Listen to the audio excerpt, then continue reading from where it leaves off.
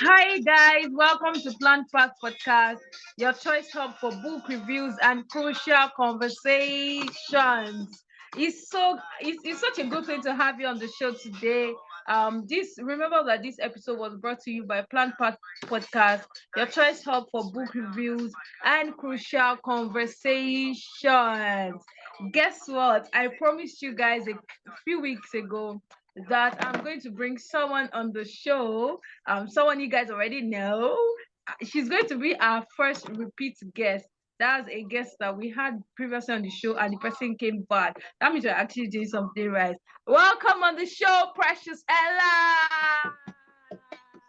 Woo! Drum rolls. Good evening. Hello, everyone. How are you? Good evening, good morning, good afternoon, wherever you're listening to this. I'm very well. How are you too? I'm good. I'm fine, and I hope our audience are nice as well. Quick recap: Precious is actually an education. I said education. Excuse me. An English language graduate from Lagos State University, right? Yes, that's correct. Thank you so much. So we have a scholar, a literary scholar that's going to talk on this episode. I'm too excited. I cannot even remember how to say it. Okay, so today, Precious, tell them what we are doing together. Okay, so we'll be having a book review of the popular, famous book, The Lives of Baba Segi's Wife. The Secret Lives. Oh, The Secret Lives. Yes. The Secret Lives Thanks, of Baba Segi's four wives. Hallelujah. By who? Lola Shoneyin. Listening. Yes. Quick recap. Lola Shoneyin, I think that she is the daughter-in-law of Wole Soyinka. She is actually. He is, and it tells you a lot of what they call it. It tells you about her background. I mean, she's not directly related to him, but I mean, at least somehow the blood touch her. Yes. So it means a lot. It should count for something, right? It should. I mean, like you were saying something about the dexterity of the writing and all. I'm listening. Yeah, the choice of words is just perfectly crafted. No, you would know that this person knows what she's doing. So as much as the story is very captivating, the way she puts them, the words that she uses, and just everything, all the details is just very beautiful, and it shows a level of knowledge and creativity as well. So I wasn't exactly surprised when I saw that she was related to Wole Soyinka. I was like, no wonder. Nah, it has to be something like that. It's always placed on the family and the blood. So we're reviewing the book today. So when you first saw the book, what was the first thing that came to your mind? Okay. I think you've read the book before, right? Yes, that's what I wanted to say. Okay. So the reason why I used the popular and famous for the book, the reason why I described it that way is that when I was in school, it was very popular. I mean, it's just like, because I studied English language, as you already know. So at some point, we were doing literature, and that book is just one book that if you've not read, no, I don't think you're an English student. Is it even possible that someone has not read that book? Right? So it's just that. So when I read it at first, I did not actually read it because I wanted to get the message or anything. I just wanted to read it because I was curious. Why is everybody reading this book? Why is everybody reading? Why is it so popular and all of that? So that was the mindset that I had when I read it the first time. And so I think it's been like years now. I think 200 level thereabout. So when it came up again, and I decided to go over the book again, and I began to see things differently. Maybe because I have matured, I don't really know, but I could relate to a lot of things, and it's just a very beautiful book. I'm not gonna lie, it's a very beautiful book. It is. So the book was written in 2010, by the way. I'm listening. Oh, 2010. Okay, so how I felt when I read it at first, it was just a way of me killing my curiosity.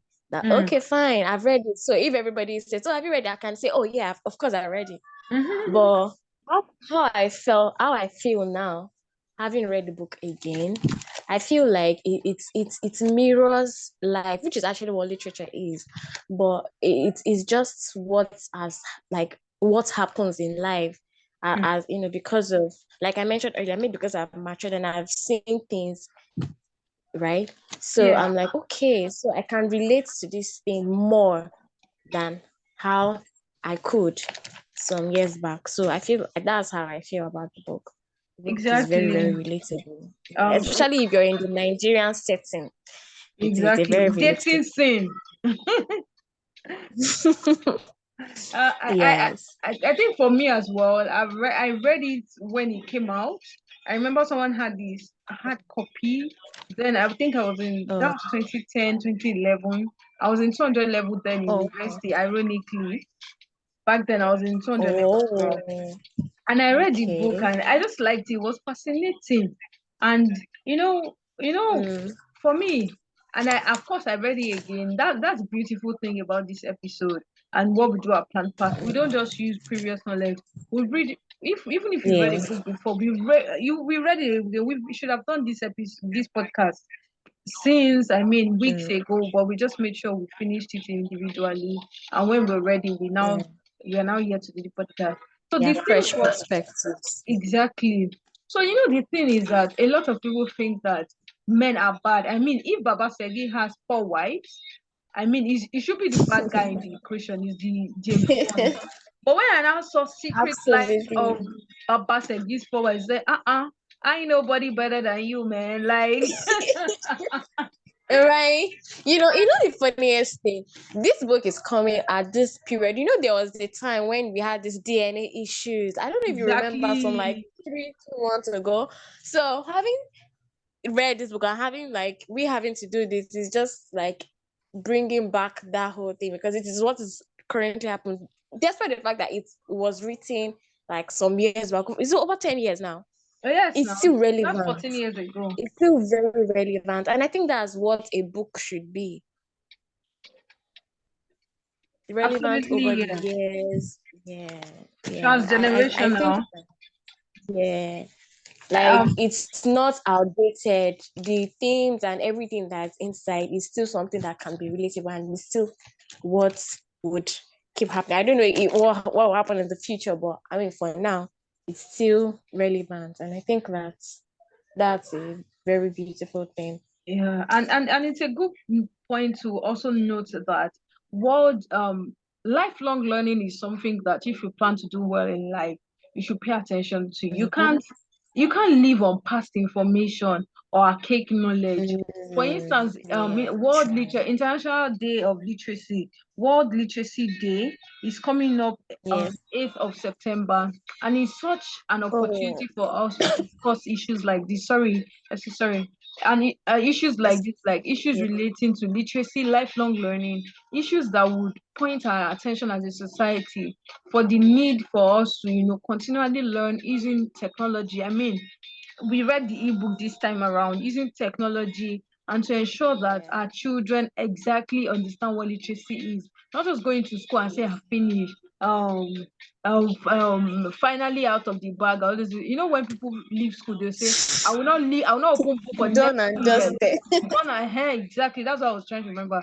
Done and dusted. Yeah. World Literacy Day is an opportunity for us to actually look at lifelong learning. It's coming up September 8th. It always comes up to September 8th. Lifelong learning and adventure for an opportunity for us to re-examine our lives really and see that lifelong learning is That's that. something that we need to, for us to stay tops and relevant in our world. We need to pay attention to lifelong learning. Yeah, so that's it. I'm really looking forward to collaborations for literacy day, international literacy day, and you understand, like conversations and all of that. It's on a Sunday, but I know that there'll be lots of events before and after, so that we can talk To about this. commemorate that Come and book me, I'm available, man. day. So let's talk about the main characters in the book. I want us to go from Okay, this story is set in modern day Nigeria and it revolves around the household of Baba Segi, a prosperous but uneducated businessman who practices polygamy. So let's talk about the main characters, Precious. Let's go with Baba Segi. Do you want to go Okay. first? Baba Segi. Is it Segi or Shaggy or Ah, I don't know. I need to know Baba the S. correct pronunciation. Okay. Segi. Okay, let us call it Segi. Yeah. Okay. So Baba Segi. Segi doesn't sound right in Yoruba, but Segi Oh, okay. Segi. mm, sounds funny. Okay. Oh yeah, All now right. So what's Baba now Segi? looking at the character of Baba Segi, Mm, he's a typical African man. I think okay. he's a typical African man. And why do I say so? Because he has this mentality. You know, Africans, we have this mentality. I don't know. I'm talking about like Africans, like Nigerian men Mm, specifically.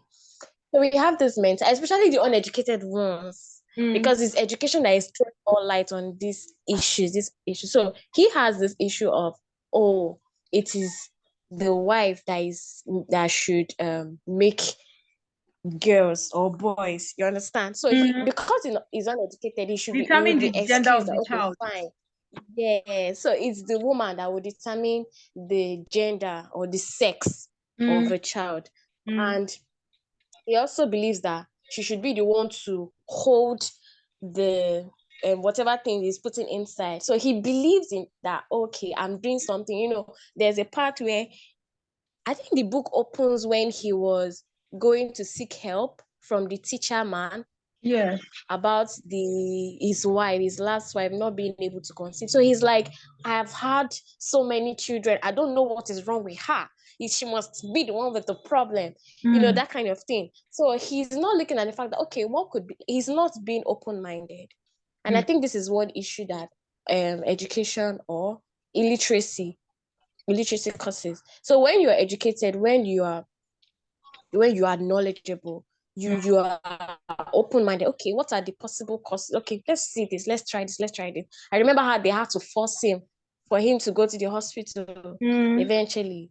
So he has this African mentality that, oh, I'm the man, mm, I'm the head of the household, with the way he's even usually worshipped, the way mm, his children worships him, the way his wife, like literally, not mm. even that, okay, like we know that, okay, the normal respect thing, but like he's literally worshipped in his house. So I feel like he's like the actual African man. He has this ego, he has all of the pride, and I'm the head of the house.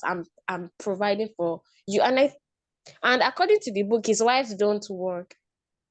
His wife, because he believes that, well, what are you working for? I am here to provide for you.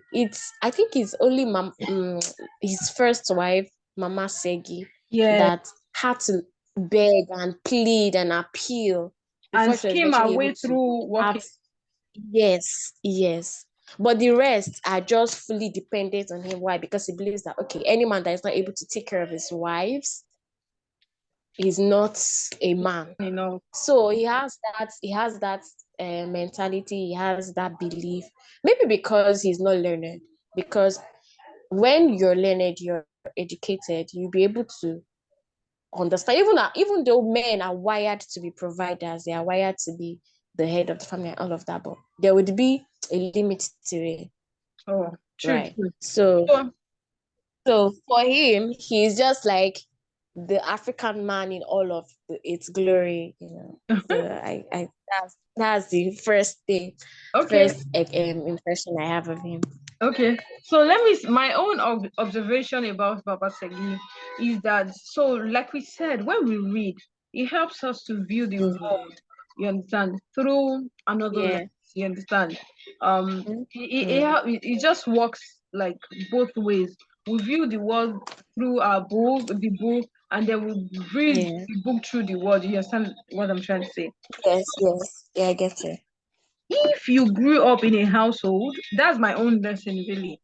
If you grew up in a household that one's father is like Baba Segi, the polygamist.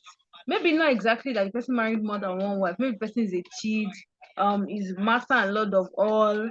They give the person, they give your father the. I'm not your dad, Precious. They give the Yeah, I get adult. it. Maybe and I realize that maybe my father, actually there is only leg of chicken they used to give us, or maybe wing. All the thighs of the chicken, all the better part. Father Yeah, is the this and this of this the house. is You may have yeah. to pay attention to your life as an adult, because somehow it may Mm-hmm. it may influence how you view life.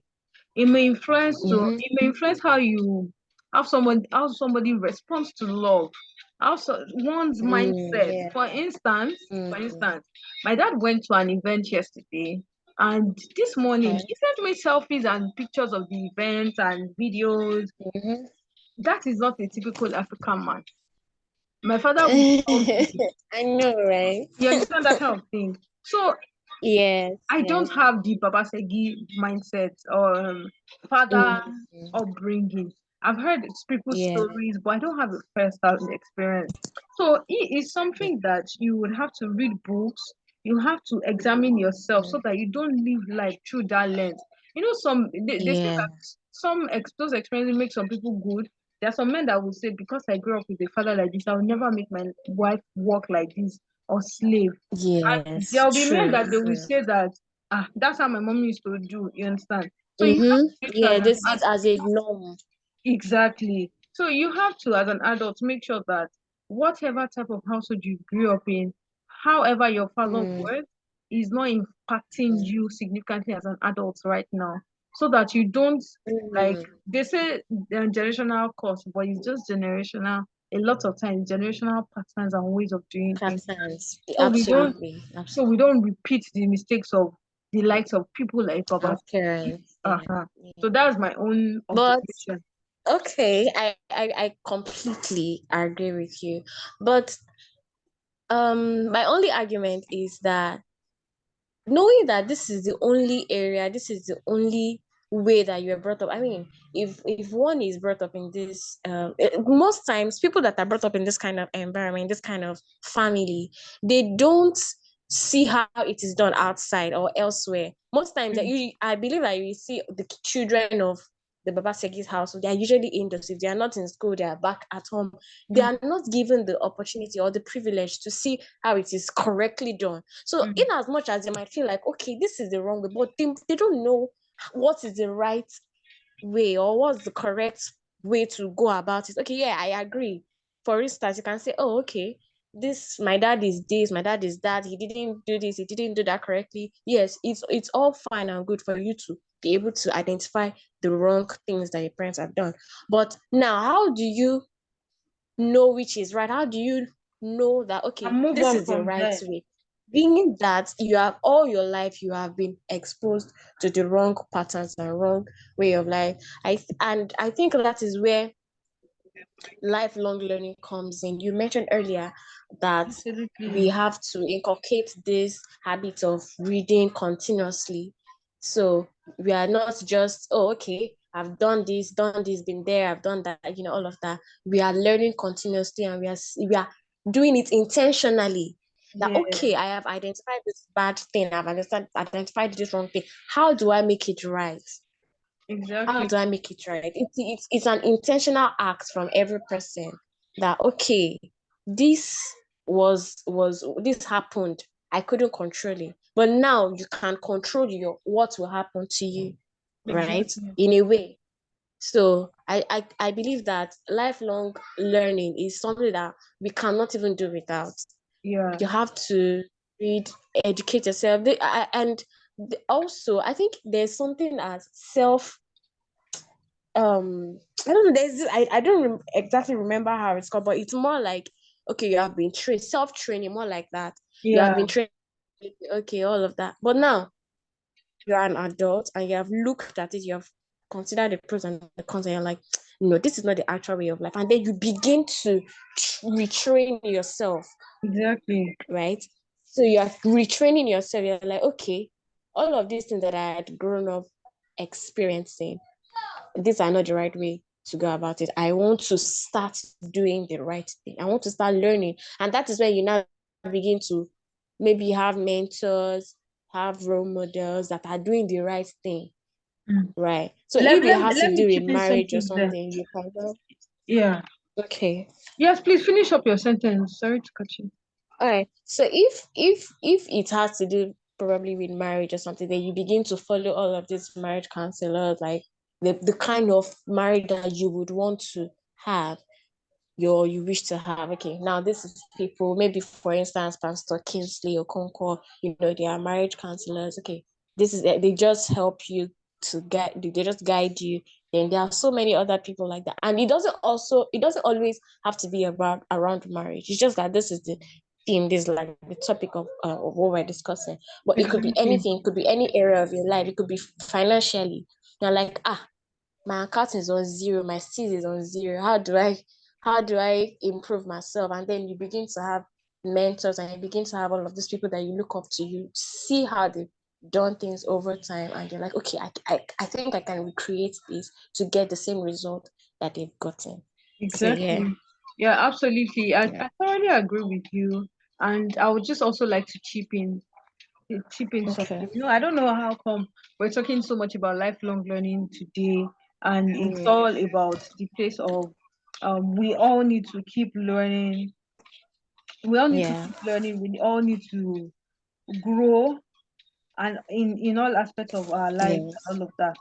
But the thing is Lives. that the thing is I would also like to say is that when we talk about sorry, are you okay? Yes, I'm fine. Okay, so when we talk about World Literacy Day and everything, and lifelong learning, a lot of us sometimes think that is the time for us to now go and take a new course on Coursera and all of that. Yes, because most people, because World Literacy Day is coming up 8th of September, and like I said earlier, we are really open to collaborations regarding this, so that we can have an opportunity to talk about the importance of literacy, creating more Yes. literate and peaceful society, and all of that. Mm. Um, and literacy really isn't just lifelong learning in a bid to better our lives. Isn't just saying I want to take a course on Coursera, I want to go and quickly do Oh, to that. It's this. about Mm. a something that is like now like an autopilot for you. For instance, now Mm. it's not just about saying until I sit down to read a book. Before I do Mm. an extra master, before I do my PhD, before I say I want to maybe relocate abroad to go and do master, before I can read a book, right? Yeah. Even before I sit down to read a book, as I'm driving, as I'm in a bus, as I'm moving around my life, as I'm cooking at home, I can listen to a podcast like this where someone is talking about a Yeah, book. absolutely. You understand? Yeah, Like audiobooks too. exactly, audiobooks, even on your timeline Mm. online, all those gossip page are not really so much. Okay, yeah, it just gives you adrenaline gist and you're happy, excited. But you can actually listen. I follow people like Simon Sinek, Jerry Chew, people like that in those lines that by the time you follow them, Okay. it just cleanse your space. Mm. You understand, you are learning every day, learning and such that it is now Mm. like a normal thing for you. I mean, Yeah, it becomes like a norm. exactly, it's Mm. autopilot is a habit for you, and that's something we need to strive to achieve as young people as we are growing. Because Baba Yes. Segi reminds me that hey, if one is not careful, one will just keep doing the same thing over and over and The again same thing over exactly. Yeah. and expecting Mm. different results.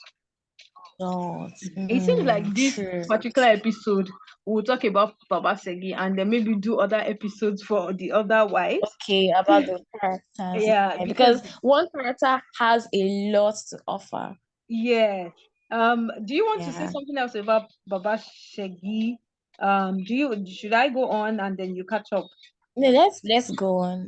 We can Okay, go okay. on now. Okay, so one thing I also see about Baba Shegi is that Baba Shegi is struggling to innovate in a world that no longer exists. It's that Baba Shegi was born in a world that no longer exists and is struggling to catch up. Right. And that's something like cultural and societal clash. Like like there's a clash between modernity and tradition, and we see this occur in so many. He's a very traditional man. He is, but there are really elements, like I wrote on my LinkedIn today, there are elements of our culture that we shouldn't just throw away. They're beautiful. You understand? Yeah. Our names, you understand? Our practices on so many matters, our weddings, they're beautiful. We shouldn't throw them away, but we should be open to innovation. The Yeah. fact, Talking the fact, about weddings, that's a very sore area. Baba, and there's no what they call it. There's no account in the book that Baba Segi actually did a proper wedding ceremony for any of the wives. Uh-uh. At all. They all just moved in. Hmm. Carry your bag and come inside. Like the way he even married the Mama Femi, Mama Yatokwe Okay, rather. Femi.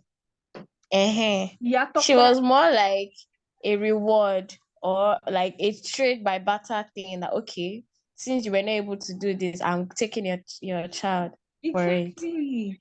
I think is this I don't know, like this whole marriage relationship thing. I mean, I'm not yet married as I speak, and there is no I don't claim to have the knowledge on this, but I think in a way, this thing of just moving in and just having to help the Mhm. child, I think is And he then get K all leg. of a sudden he's He yeah. get laugh. He get K Right. legs. He get K leg Yes, big I agree because as you enter is the way you can easily just go out like that. You can't lay claims to anything whatsoever that okay, we built together. Even if they had built anything together, if he decides, you can wake up one morning and say, okay, leave. Just like he woke up one morning and said, okay, I want you come into the house. But if he had gone through the process of oh the traditional rites, I know all of that, time.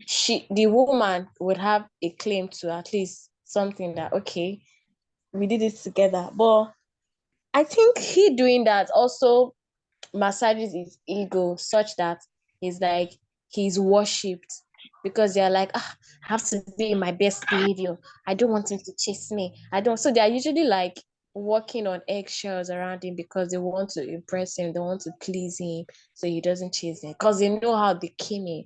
But if he, he went through the whole traditional right, he was one that wanted them. Like he wanted them and he did all of that. I do not think I stand corrected anyways. I do not think that would be the case. I do not think that would be the True. case. Even with Bolanle, despite I'm even very very surprised because despite her education, like We come to she's Bolanle. Don't worry. Let's round up this okay, episode. I can't wait. Wait first. Let me say something about. We will come to Bolanle. We'll talk about Bolanle. Don't worry. Okay, But let me mention something to you about Baba Segi. So okay. Baba Shegi is a reminder for a lady that today is listening to Mm, this podcast episode. And that lady is toying with the idea of marrying a man that is not educated. The man is not school, mm, but he's got money. He can take care of you. yeah. But even if you went to school, he doesn't behave like a modern man. Please, sister, Yeah. abort mission. Run. Run, no, abort mission because money isn't all there is to a person. Papa Shegi is crude. Yeah. Even the way like he makes love to Mm. his wife, the way it's described, oh my God, it's becoming crude. Yes, very, I know that very. money is But then, important and all of that, but I think that we should not let societal pressure or our needs as women, you understand, or maybe the needs of our family yeah, push us to marry mm, people that we don't love, push us to marry people yeah, that we don't connect with, and they also don't have our value mm, system. I mean, what is Bolanle doing with his Papa Seki? I mean, how?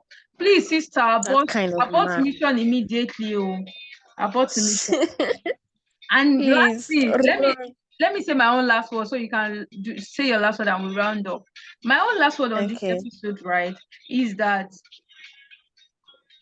my last word on this episode really is that um people do things like Precious correctly said that Baba Segi being the Lord and Master of his home makes him feel good. You understand? It meets a need in his. You understand?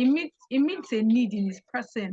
It meets that ego. You understand what I'm trying to say? It meets a need. So people actually do things not because of the way they are, not because the way things are, but because the way we are as human beings.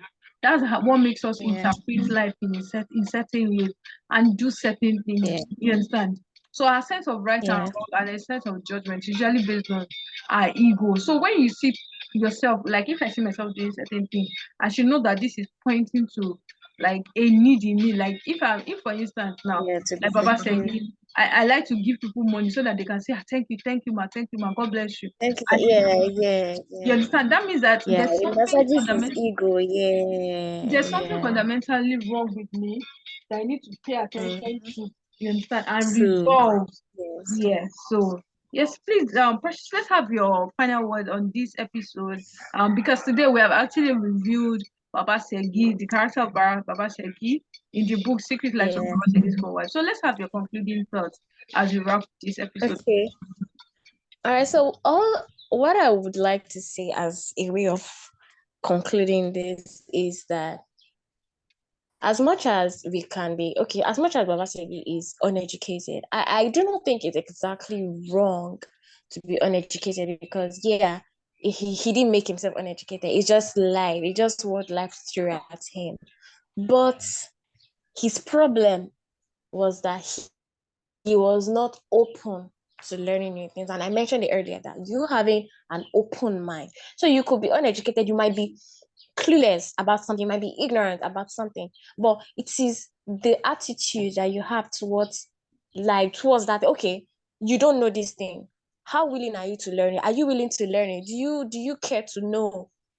So for him, he didn't care to know. He just believes that, okay, this is what I know. This is what I'm going to hold on to. This is just how it should be. Right. But one thing with life is that it revolves, yeah. So it is not just this one thing that you keep on holding on to. Oh it's just this or nothing. So I would like to appeal to everyone that, okay, as much as we could, and uneducatedness does not necessarily have to do with book smart or anything. You can be uneducated about something. Yeah. So how do you now learn if you are not open-minded? If you have a fixed mindset that, if it's not this, it's nothing. So as much as possible, as human beings, knowing that life revolves, we should have an open mind. Everybody cannot know everything. Nobody is an island of knowledge. So there's still something that you don't know about. There's still something that you need to learn. And if you don't have that open mind to learn something or learn new things, I do not think that there would be any form of progress, right? So as much as possible, let's try to have an open mind. Let's try to have a growth mindset. Let's not just have this fixed mindset that, it's this or nothing. Like, let's be open-minded. Yeah. So Thank you, mommy. So you have heard it from Precious Ella this evening that it's important for us to have an open mindset, a growth mindset as we do our work and we conduct our life. Thank you so much for listening to this episode. So next episode we're going to be talking about our next character, that is the first wife of Baba Segi, that is of course Segi. Yes. So thank you for listening. Remember that this episode was brought to you by PlannedPath podcast. It sets up for book reviews and crucial conversations. Thank you for listening. My name is Oluwatosin Mogbadunade. See you at your next event, at the next episode. Share this episode though. Bye, Ella. Bye. Bye.